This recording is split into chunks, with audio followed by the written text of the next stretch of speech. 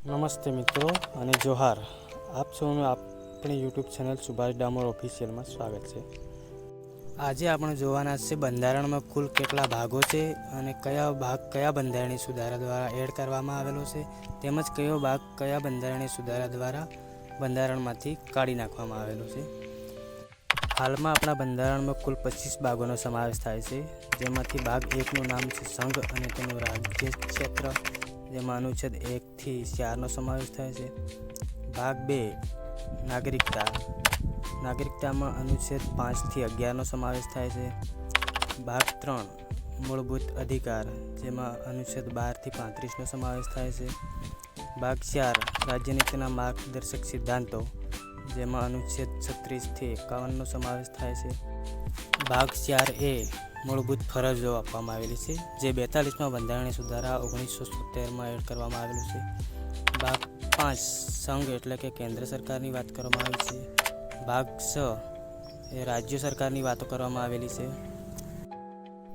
ભાગ 7 જે મૂળ બંધારણમાં હતો પરંતુ 7મા બંધારણીય સુધારા 1956માં ભાગ 7 અને 9 રદ કરવામાં આવેલા છે.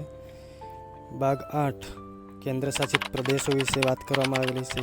ભાગ 9માં સ્થાનિક સ્વરાજની સંસ્થાઓ એટલે કે પંચાયતની વાત કરવામાં આવેલી છે.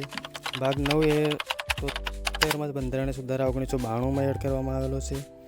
ભાગ 9A સ્થાનિક સ્વરાજની સંસ્થાઓ એટલે કે નગરપાલિકાઓની વાત કરવામાં આવેલી છે, જે 77માં બંધારણીય સુધારા 1992માં એડ કરવામાં આવેલો છે. ભાગ 9B સહકારી મંડળીઓ વિશે વાત કરવામાં આવેલી છે, જે 97માં બંધારણીય સુધારા 2011માં એડ કરવામાં આવેલો છે. ભાગ 10 અનુસૂચિત અને આદિજાતિ વિસ્તારો વિશે વાત કરવામાં આવેલી છે. ભાગ 11માં કેન્દ્ર અને રાજ્યો વચ્ચે ધારાકીય અને વહીવટી સંબંધો વિશે વાત કરવામાં આવેલી છે. ભાગ 12 કેન્દ્ર અને રાજ્યો વચ્ચે નાણાકીય સંબંધોની વાત કરવામાં આવેલી છે. ભાગ 13 રાજ્ય એટલે કે આંતરરાજ્ય સંબંધો વિશે વાત કરવામાં આવેલી છે. ભાગ 14 જાહેર સેવાઓ જેવી કે યુપીએસસી જીપીએસસી બાબતે.